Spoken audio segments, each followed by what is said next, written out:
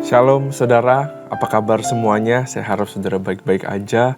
Kita percaya bahwa Tuhan selalu menyertai kita. Nah saudara, sebentar kita akan belajar firman Tuhan. Saya expect Tuhan pasti berbicara sama kita. Karena dia sayang sama kita, dia pasti mau kasih tahu rahasianya ke dalam kehidupan kita melalui firman-Nya. Tapi sebelum kita baca firman Tuhan, mari kita memuji dan menyembah Tuhan. Mari kita tenangkan diri, saudara. Mari kita hampiri Tuhan kita. Saudara bisa masing-masing berdoa dimanapun saudara berada. Hampiri Tuhan kita. Katakan dia baik. Sapa Tuhan kita. Sapa Allah Roh Kudus. Sapa Allah Anak. Beradabas.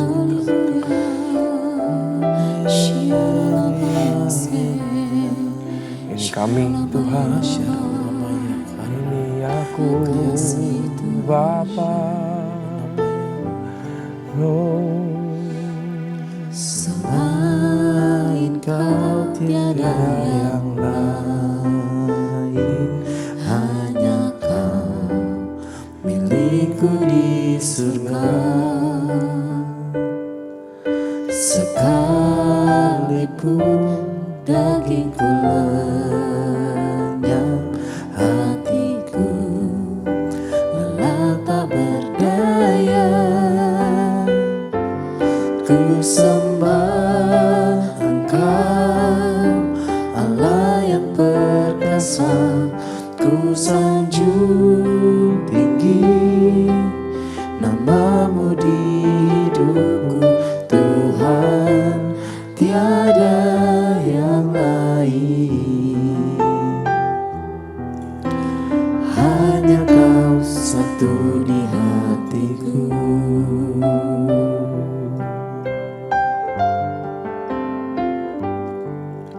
Selain Kau tiada yang lain, hanya Kau milikku di surga. Sekalipun dagingku lenyap, hatiku lelah tak berdaya. Ku sembah Engkau, Allah yang perkasa. Ku sanjung tinggi nama-Mu di hidupku, Tuhan, tiada yang lain. Hanya Kau satu di hatiku. Ku sembah Engkau, Allah yang perkasa. Ku sanjung tinggi nama-Mu di hidupku, Tuhan, tiada yang lain. Hanya Kau satu di hatiku. Ku sembah Engkau, Allah yang perkasa. Ku sanjung tinggi nama-Mu di hidupku, Tuhan, tiada yang lain. Hanya Kau satu di hatiku. Ku sembah Engkau, Allah yang perkasa. Ku sanjung tinggi nama-Mu di hidupku, Tuhan, tiada yang lain. Hanya Kau satu di hatiku, Tuhan.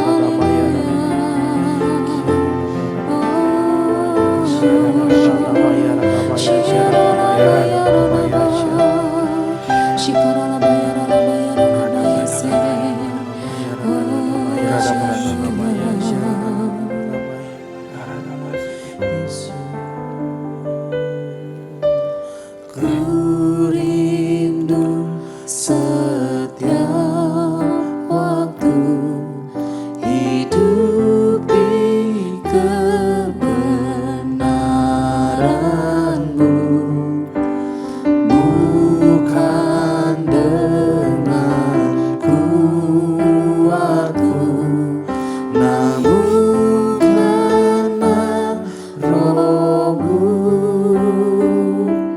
Yesus, Kau yang ku pegang teguh.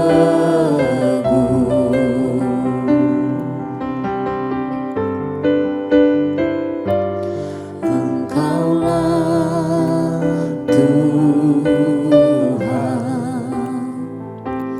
Engkaulah Raja, berdaulat atas hidupku, ku berserah penuh.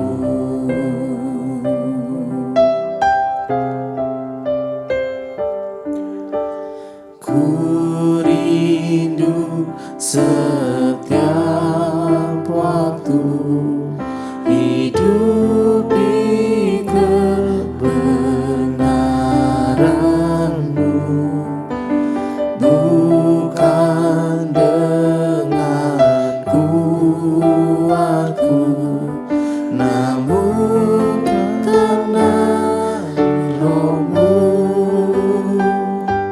Yesus, Kau yang ku pegang teguh.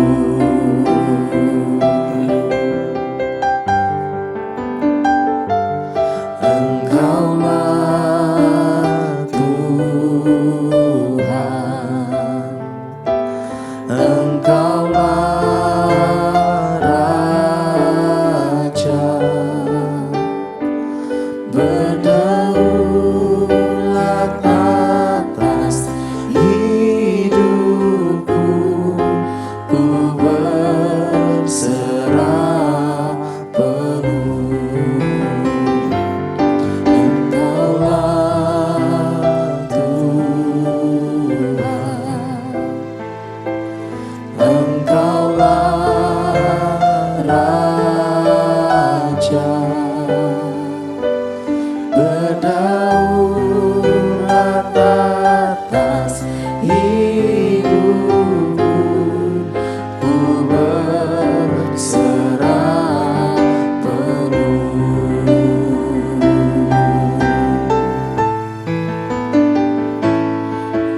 Engkaulah Tuhan,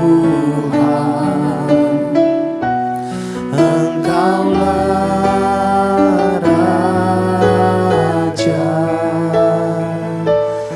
berdaulat atas hidupku, ku berserah penuh.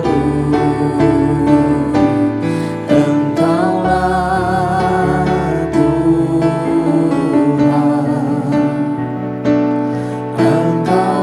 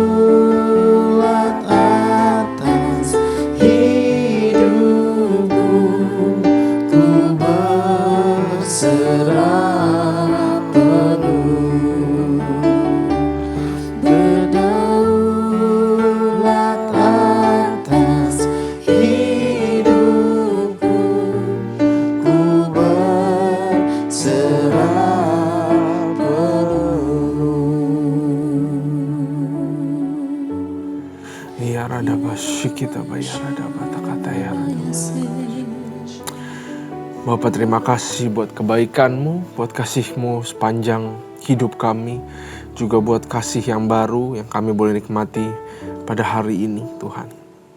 Bapak, sebentar mau belajar kami firman-Mu, urapi lidah bibir hamba-Mu, berkati setiap orang yang mendengar supaya kami beroleh sesuatu yang baru. Berikan perkataan yang baru, Tuhan, urapi lidah bibirku. Berkati kami semua, tutup bungkus kami semua, biar kami boleh fokus Roh Kudus yang menerangi supaya kami bisa mengerti isi hati-Mu melalui firman-Mu. Terima kasih Tuhan, hanya di dalam nama Tuhan Yesus, haleluya, amin. Shalom saudara sekali lagi, dan juga salam damai sukacita buat kita semua. Mari kita buka firman Tuhan di pasal yang ke-21 daripada kitab Ayub, saudara. Ayub pasal ke-21.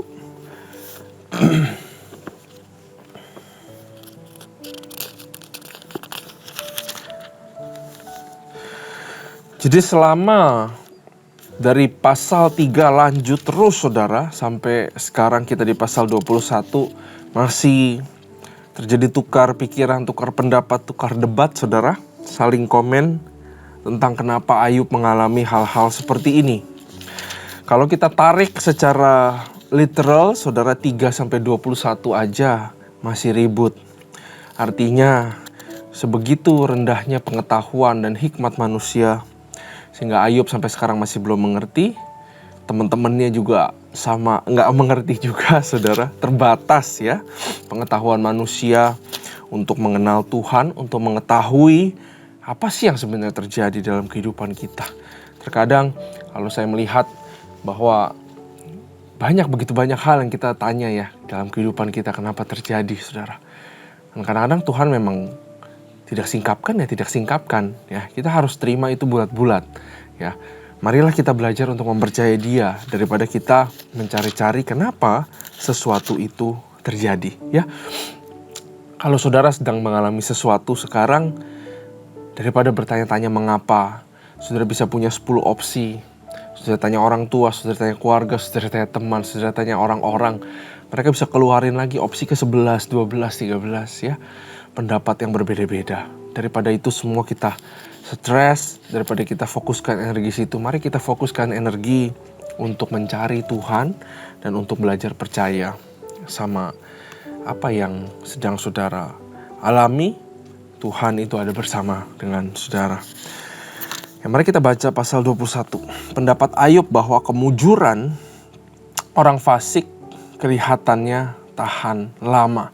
Jadi ini sekarang jawaban Ayub nih. Dia mau jawab, dia mau kasih teori tentang perbandingan antara orang benar dengan orang jahat, ya, orang fasik dengan orang benar. Dia di sini nanti akan kasih lihat bahwa orang fasik itu kok kayaknya lebih diberkati daripada orang benar. Ya.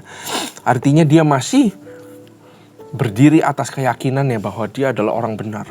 Ya. Dan itu harus kita contoh saudara. Kita adalah orang-orang yang dibenarkan. Ya. Walaupun perbuatan kita perbuatan jahat, tapi kita dibenarkan bukan karena perbuatan. Kita dibenarkan karena darah Kristus. Ya. Jadi nggak mungkin perbuatan jahat kita bisa mengubah pembenarannya Kristus menjadi tidak benar. Kita adalah orang benar. Walaupun kita sedang mengalami jatuh bangun di dalam dosa, kita adalah orang-orang benar, saudara. Kita harus ingat itu. Karena kita sedang dikuduskan. Ya, perbuatan baik, entar jahat, entar baik, entar jahat, itu normal. Kita sedang dikuduskan menuju kepada sebuah kedewasaan rohani. Ya, pasal 21 ayat 1. Tetapi Ayub menjawab, dengarkanlah baik-baik perkataanku, katanya, dan biarlah itu menjadi penghiburanmu. Bersabarlah dengan aku akan bicara. Sehabis bicaraku bolehlah kamu mengejek. Kepada manusiakah keluhanku tertuju? Ya, mengapa kau tidak boleh kesal hati? Berpalinglah kepadaku, maka kamu akan tercengang, dan menutup mulutmu dengan tangan. Kalau aku memikirkannya, aku menjadi takut dan gemetarlah tubuhku. Mengapa orang fasik tetap hidup? Dia menjadi tua bahkan bertambah-tambah kuat. Keturunan mereka tetap bersama mereka dan anak cucu diperhatikan mereka. Rumah-rumah mereka aman, tidak ada ketakutan. Pentung Allah tidak menimpa mereka, lembu jantan mereka memacak dan tidak gagal, lembu betina mereka beranak dan tidak keguguran. Kanak-kanak mereka dibiarkan keluar seperti kambing domba, anak-anak mereka melompat-lompat. Mereka bernyanyi-nyanyi dengan iringan rebana dan kecapi dan bersukaria menurut lagu seruling. Mereka menghabiskan hari-hari mereka dalam kemujuran. Dan dengan tenang mereka turun ke dalam dunia orang mati. Ya, jadi dia bilang orang fasik ya mereka fine-fine aja tuh ya, saya lihat dia bilang. Tetapi ayat 14, tetapi kata mereka kepada Allah, pergilah dari kami. Kami tidak suka mengetahui jalan-jalanmu. Yang Maha Kuasa itu apa sehingga kami harus beribadah kepadanya? Dan apa manfaatnya bagi kami kalau kami memohon kepadanya? Ya, ini adalah bisa dibilang mereka ini mujur. Saudara pasti melihat orang-orang seperti ini di samping kiri kanan yang gak mencari Tuhan, bahkan menolak Tuhan. Tapi mereka hidupnya fine, bahkan berkelimpahan, bahkan mujur, bahkan ditambah kuat, bahkan beroleh kesehatan. Mereka gak cari Tuhan, tapi mereka punya semua itu. Mungkin kalau kita lihat kebalikan dengan orang Kristen. Tapi saya mau kasih tahu pada saudara, mereka yang mujur-mujur ini ya, mereka menolak Tuhan, itu sebenarnya udah yang namanya sebuah kutuk. Mereka tidak diberikan izin sama Allah Bapa. Saya mau beritahu saudara, segala sesuatu yang terjadi di dunia itu atas izin Bapa. Sebelum satu orang dikasih izin kepada Bapa untuk menghampiri Bapa, firman-Nya tertulis, ya Bapalah yang menarik orang untuk dekat kepada Dia. Kalau tidak tanpa seizin Tuhan, ya seseorang akan sulit atau tidak bisa mengenal Tuhan. Mereka ini, walaupun mereka kelihatannya mujur di dunia, tapi menurut saya mereka ini sia-sia hidupnya. Karena mereka menolak Tuhan dan mereka gak pernah menemukan harta yang sesungguhnya, namanya Yesus Kristus. Bagaimana bisa dibilang mujur? Ya, kita bisa bilang mujur karena kita merasa lebih merana. Tapi saya mau bilang kepada saudara, saat kita gak punya segala sesuatu, Tuhan itu tetap ada buat kita. Satu hari saya pernah mengalami tidak punya segala sesuatu. Harta semua, gak ada orang-orang di samping kiri kanan saya semua. Saya merasa sendiri. Saya merasa beban hidup saya sangat berat sekali saudara. Bahkan waktu itu saya gak punya kesehatan, mungkin sama seperti Ayub. Ya, tapi satu hal yang waktu itu saya alami dan saya saksikan kepada saudara sekarang. Bahwa ada satu hal yang gak pernah meninggalkan saya, namanya Yesus Kristus. Di saat itu saya baru tahu bahwa Dia adalah segalanya. Dia adalah sesuatu yang paling penting dalam kehidupan saya. Ya. Ayat 16. Memang kemujuran mereka tidak terletak dalam kuasa mereka sendiri. Rancangan orang fasik adalah jatuh daripadaku. Betapa sering pelita orang fasik dipadamkan. Kebinasaan menimpa mereka dan kesakitan dibagikan Allah kepada mereka dalam murkanya. Mereka menjadi seperti jerami di depan angin, seperti sekam yang diterbangkan badai. Bencana untuk dia disimpan Allah bagi anak-anaknya. Sebaiknya orang itu sendiri diganjar Allah supaya sadar. Sebaiknya mata sendiri melihat kebinasaannya dan ia sendiri minum dari murka yang Maha Kuasa. Ayub tahu bahwa mereka walaupun mujur, tapi mereka adalah orang-orang yang menuju kepada kebinasaan. Ya, tapi tetap aja ada kesal hati di Ayub karena begitu besar penderitaan yang dialami. Ayat 21, karena peduli apa ia dengan keluarganya sesudah ia mati bila telah habis jumlah bulannya. Masakan kepada Allah diajarkan orang pengetahuan kepada Dia yang mengadili mereka yang di tempat tinggi. Yang seorang mati dengan masih penuh tenaga, dengan sangat tenang dan sentosa, pinggangnya gemuk oleh lemah dan sumsum tulang-tulangnya masih segar. Yang lain mati dengan sakit hati, dengan tidak pernah merasakan kenikmatan. Tetapi sama-sama mereka terbaring dalam debu dan berengah-rengah berkeriapan di atas mereka. Sesungguhnya aku mengetahui pikiranmu dan muslihat apa yang kamu rancangkan terhadap aku. Katamu, di mana rumah penguasa, di mana kemah tempat pendiaman orang-orang fasik. Belum pernahkah kamu bertanya-tanya kepada orang-orang yang lewat di jalan? Dapatkah kamu menyangkal petunjuk-petunjuk mereka? Bahwa orang jahat terlindung pada hari kebinasaan dan diselamatkan pada hari murka Allah? Siapa yang akan langsung menggugat kelakuannya dan mengganjar perbuatannya? Dialah yang dibawa ke kuburan dan jiratnya dirawat orang. Dengan nyaman ia ditutupi oleh gumpalan-gumpalan tanah di lembah. Setiap orang mengikuti dia dan yang mendahului dia tidak terbilang banyaknya. Alangkah hampanya penghiburanmu bagiku, semua jawabanmu hanyalah tipu daya belaka, saudara. Jadi saudara, kita mengerti sekarang ya bahwa orang-orang fasik mungkin hidupnya enak, saudara. Tetapi kita tahu bahwa mereka satu hari pasti akan menuju yang namanya kebinasaan. Karena itu kita haruslah fokus, bukan sepotong kecil yang di dunia, tapi haruslah kita fokus untuk kekekalan yang begitu panjang, saudara, yang akan kita alami jika kita terus memegang iman percaya kita. Salah satu hal kenapa Tuhan mendatangkan yang namanya ujian atau cobaan. Sebenarnya gak enak kalau saya ngomong mendatangkan. Tapi mendatangkan ini bisa dipakai di dalam konteks Kristen. Karena kita tahu segala sesuatu atas seizinnya Tuhan. Ya, tapi gak enak kalau kita bilang mendatangkan karena seolah-olah seperti Tuhan jahat sama anaknya. Tuhan itu gak jahat sama anaknya. Ya, tapi Tuhan mengizinkan. Atau lebih tepatnya Tuhan memakai suffering atau pain atau proses atau cobaan kepada kita semua supaya dia melihat apakah kita masih memegang iman. Satu hal terakhir yang bisa kita pegang itu namanya iman. Ya, Tuhan mau kasih lihat kepada kita lewat ujian dan cobaan. Segala sesuatu di dunia itu bisa hilang, saudara. Bahkan keluarga sendiri bisa hilang karena made of flesh. Ya, harta bisa hilang, pekerjaan bisa hilang, keluarga bisa hilang, orang dikasih bisa hilang. Saudara, itu gak bisa kita apa-apakan. Karena kita terbatas, kita hidup di dunia. Tapi lewat ujian, pencobaan, lewat penderitaan, kesehatan bisa hilang. Tapi lewat penderitaan yang kita alami, kalau kita lihat penderitaan Ayub, ada satu hal yang dia bisa pertahankan, yang gak bisa dicuri, yang kalau dia mau itu gak bisa hilang dalam kehidupannya, yaitu namanya iman. Tetap percaya sama Yesus. Lewat segala yang dialami penderitaan kita, Tuhan memakai penderitaan untuk membangun kita, untuk grow kita, untuk level up kita. Iblis pakai pencobaan itu untuk mengambil iman kita. Ya, tapi berbahagialah orang yang bertahan sampai pada akhirnya, karena di akhirnya akan tahu bahwa ada satu iman, ya, akan Yesus Kristus. Ada satu pribadi yang kalau dia mau, itu gak bisa dicuri selama-lamanya di dalam kehidupan orang Kristen, saudara.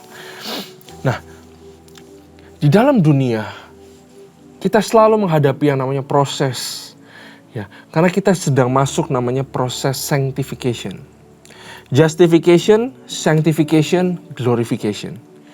Ya, dibenarkan, dikuduskan, dan dimuliakan. Dimuliakan nanti adalah saat pengangkatan, di mana kita bertemu muka dengan Yesus, dan kita juga mengalami glory seperti yang dijanjikan.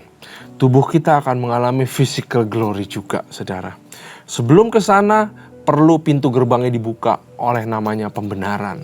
Makanya pembenaran bukan dengan kekuatan, dengan perbuatan, tapi pembenaran karena pengorbanan Yesus Kristus telah merobek tirai di bait Allah, membuka kesempatan buat kita semua. Dan kita dibenarkan waktu kita belum dikuduskan. Harus ingat. Setelah kita dibenarkan, maka ada masuk akal kalau sekarang saya dikuduskan. Karena kalau dulu gak bisa dibolak-balik. Saya mau dikuduskan, saya mau hidup kudus supaya saya benar di hadapan Tuhan. Gak bisa. Ya, makanya ada hukum Taurat supaya untuk dorong orang itu sadar bahwa dia gak bisa kudus dengan caranya sendiri. Jadi harus dibenarkan dulu. Justru karena sudah menjadi orang benar, makanya ada semangat, ada masuk akal untuk sekarang saya menolak daging, menyelipkan daging untuk dikuduskan. Ya, karena tiketnya, kehidupan kekalnya sudah ada. Saya tinggal perlu menjalani prosesnya. Kalau dulu menjalani prosesnya, belum tentu dapat tiketnya. Gitu loh. Tentang pembenaran dan tentang pengudusan. Makanya kita sekarang sedang dikuduskan, saudara. Ya, makanya Tuhan mengizinkan yang namanya pencobaan. Ya, kita tahu di dalam cerita Ayub, cobaan yang diizinkan sama Tuhan itu sifatnya berbeda-beda. Tapi saya yakin segala pencobaan, segala proses itu untuk kebaikan kita. Itu nature Tuhan. Jadi jangan heran kalau orang benar mengalami yang namanya penderitaan. Semua orang pasti mengalami sakit. Semua orang pasti mengalami penderitaan. Cuman bedanya apa? Kita mau pilih jadi orang bodoh atau jadi orang bijak. Saya tulis di sini, kalau orang bodoh itu dia itu bersungut-sungut dan berlarut-larut dalam komplain dan berlarut-larut di dalam ketidaksemangat. Ya. Tapi orang bijak di dalam proses atau di dalam pencobaan, dia mencari tujuan. Seperti Ayub, dia mencari tujuan, dia mencari gambaran besarnya, dia mencari benang merahnya. Ya, dia orang yang bijak itu mau belajar daripada kesakitan, sehingga dia mau dapat nilai buat kehidupannya, sehingga kehidupannya lebih baik. Jadi saudara sekarang yang sedang mengalami suffering, pilihlah untuk menjadi orang yang bijak.